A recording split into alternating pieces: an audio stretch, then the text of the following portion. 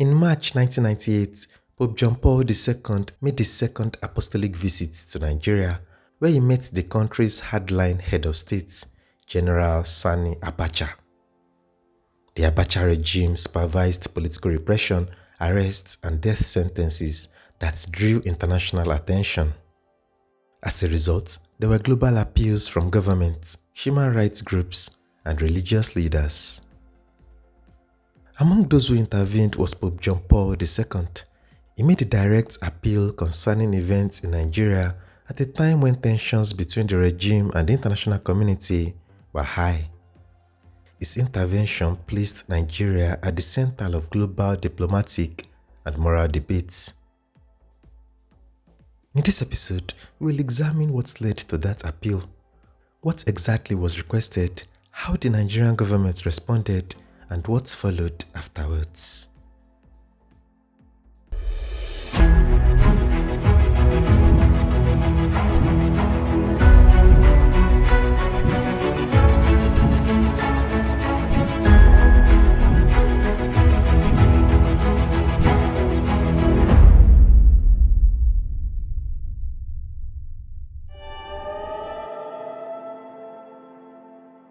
In the mid-1990s, Nigeria was under the military government of General Sani Abacha. He came to power on November 17, 1993, after the collapse of the interim national government that followed the annulment of the June 12, 1993 presidential election. His regime quickly became known for detentions without trial, restrictions on political activity, and the arrest of prominent critics. Among those detained were pro-democracy activists, journalists, and former military officers. One of the most prominent political prisoners was Chief Moshood Kashimawo Olawale MKO Abiola, widely believed to have won the annulled 1993 election. A former military head of state, General Olusegun Obasanjo, was also among those incarcerated in the Abacha Gulag. Civil society groups continued to demand Abiola's release and the restoration of democratic rule. The international community also began to monitor events in Nigeria more closely. At the same time, tensions were rising in the Niger Delta. Environmental and political activism in the oil-producing region had intensified. The leading voice of this movement was Ken Saro-Wiwa, a right-hand campaigner for the rights of the Ogoni people. He and several other activists were arrested and charged in connection with the murder of 4 Ogoni chiefs in 1994. The case was tried before a special military tribunal. The trial of Saro-Wiwa and 8 others, known as Ogoni 9, attracted global attention. Human rights organizations raised concerns about due process, legal representation, and the independence of the tribunal. Governments in Europe and North America urged restraints. It was within this climate that Pope John Paul II, head of the Roman Catholic Church, spoke about justice, human rights, and the dignity of the human person. Nigeria, with its large Catholic population, was not outside this concern. The Pope had earlier visited Nigeria in 1982 during the presidency of Shehu Shagari. That visit had focused on pastoral matters and national service and unity. The situation in the 1990s, however, was different. On November 10, 1995, Ken Saro-Wiwa and 8 others were executed after being convicted by the tribunal. The executions led to widespread condemnation. Nigeria was suspended from the Commonwealth shortly afterwards. Sanctions and diplomatic isolation followed. The event marked one of the lowest points in Nigeria's international relations. It was against this backdrop that the Pope's later engagement with the Abacha regime took place in March 1998.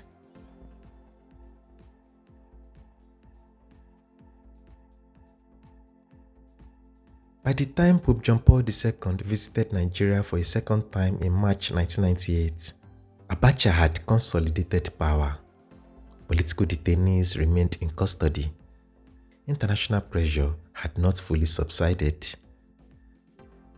The 1998 visit was officially pastoral. The Pope came to beatify Father Cyprian Michael Iwene-Tansi, a Nigerian priest from Anambra State. The ceremony took place in Onitsha and drew large crowds. It was a significant moment for Nigerian Catholics. However, the visit also had political undertones because of the national situation. During his time in Nigeria, the Pope met with General Abacha in Abuja. The meeting was formal and diplomatic. In his public remarks, the Pope emphasized reconciliation, dialogue, and the importance of respecting human rights. He spoke about the need for political participation and the building of a just society. While he did not deliver a political speech in the partisan sense, his message was widely interpreted as a call for change. Reports at the time indicated that the Pope raised concerns about prisoners and about the future of Nigeria. He urged clemency and a peaceful transition to civil rule. The language used was careful, but the intent was clear. The Holy See was encouraging restraint and reform. For Abacha, the visit provided an opportunity to present his government as open to engagement. Hosting the head of the Catholic Church signaled that Nigeria was not entirely isolated. State media covered the visit extensively. The regime emphasized themes of national unity and religious tolerance. However, the political climate remained tense. Abacha was in the process of a transition program that many critics believed was designed to extend his stay in power.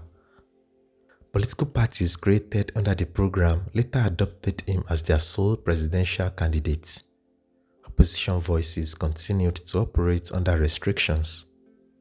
The Pope's visit did not immediately change the political trajectory of the regime. Political detainees were not released en masse during the visit. The structure of military rule remained intact. Nevertheless, the symbolic value of the intervention was significant. It demonstrated that religious diplomacy could operate alongside traditional state diplomacy. So, what did the Pope's visit to Abacha achieve?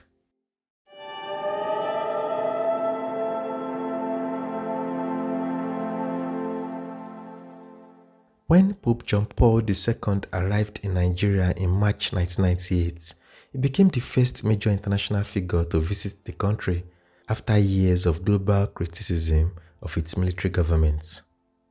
Nigeria, then ruled by Sani Abacha, had faced widespread condemnation for suppressing political opposition and imprisoning critics. During the official welcome ceremony, the Pope urged Nigeria's rulers to release about 60 political prisoners and to guarantee respect for human life and human rights. The visit was primarily organized for the beatification of Cyprian Michael Iwene-Tansi, a Nigerian monk who became the first Nigerian to be beatified by the Catholic Church. However, the Pope used the occasion to speak directly about Nigeria's political situation. In his address, he called on both the government and the citizens to work toward reconciliation and to build a society that respected the dignity of every person.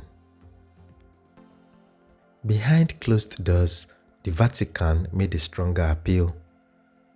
During a private meeting with General Abacha, Vatican officials handed a list of prisoners to Nigeria's foreign minister.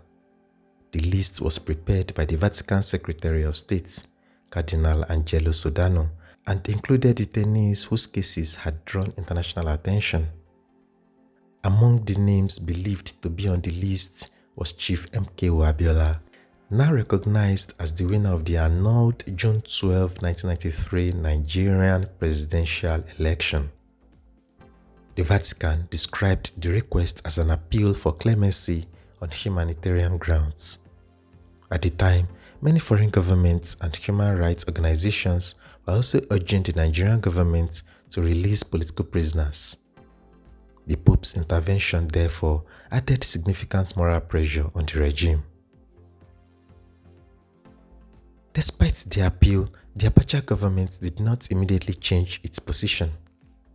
Officials responded cautiously. Jeremiah Ozeni, the minister responsible for the Federal Capital Territory, said the government would respond appropriately to the Vatican's request.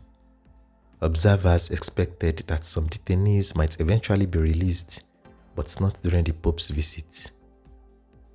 While the Pope pressed for human rights, General Abacha used the occasion to highlight Nigeria's international role in regional peacekeeping.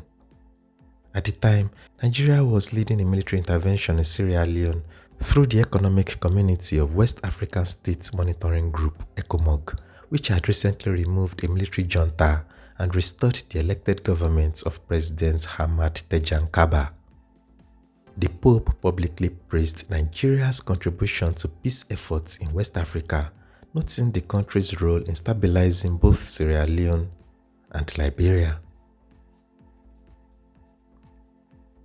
The Nigerian government gave the visiting pontiff a full ceremonial welcome, including a military salute and a large public reception. Thousands of school children lined the roads to greet the Pope as he traveled through the capital. State media covered the visit extensively, often portraying the event as international recognition of Nigeria's leadership in the region. At the same time, critics believed the regime hoped to gain political legitimacy from the visit. Abacha was then implementing a political transition program that included a planned presidential election later that year. Several political parties had already endorsed him as their sole candidate. The presence of a global respected religious leader provided an opportunity for the regime to present itself in a more favorable light. Pope John Paul II's visit carried two different messages. On one hand, it highlighted Nigeria's role in regional peacekeeping and recognized the country's importance in West Africa. On the other hand, it drew global attention to the issue of political prisoners and human rights under military rule. In retrospect, the Pope's visit and appeal formed part of a broader pattern of international engagement with Nigeria during one of its most controversial periods. The Vatican did not possess military or economic leverage. Its influence was largely moral and symbolic.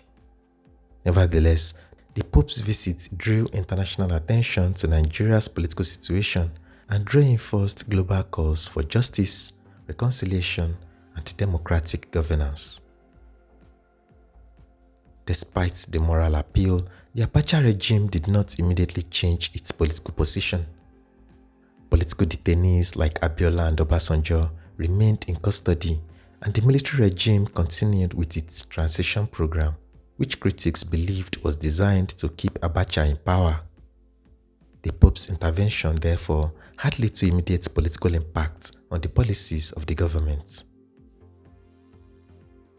However, events soon took an unexpected turn. Less than 3 months after the papal visit, on June 8, 1998, General Sani Abacha died suddenly in office. His death marked the beginning of a rapid transition and a major shift in Nigeria's political landscape. The leadership of the country quickly passed to Major General Abdulsalami Abubakar, who became the new head of state the next day. Sadly, Chief M.K.O. Abiola, one of the political prisoners the Pope asked to be released, also died suddenly in detention on July 7, 1998. General Abubakar quickly began a political transition program. Political detainees were gradually released, restrictions on political activity were eased, and preparations were made for a return to civilian rule.